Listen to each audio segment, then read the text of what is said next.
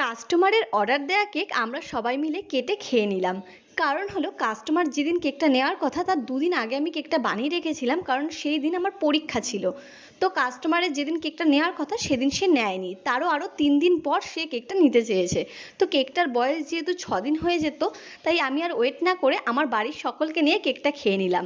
কারণ এতে customer fresh cake পাবে বলে পরের দিন তাকে আর একটা নতুন কেক বানিয়ে দিই।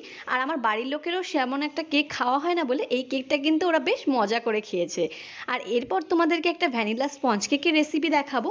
এই স্পঞ্জের রেসিপির জন্য আমি অনেক রিকোয়েস্ট পেয়েছি। তো আমি যেভাবে স্পঞ্জ বানাই সেটা হলো প্রিমিক্স দিয়ে। আর প্রিমিক্সের কেক বানানো কিন্তু ভীষণ ইজি। শুধু পরিমাণ মতো প্রিমিক্স পাউডার নিয়ে নিতে হয়, আর তার মধ্যে পরিমাণ মতো জল আর তেল। এইগুলো মেজারমেন্ট আমরা কিন্তু আর নিজেদের মতো করে তৈরি করে নিয়েছি।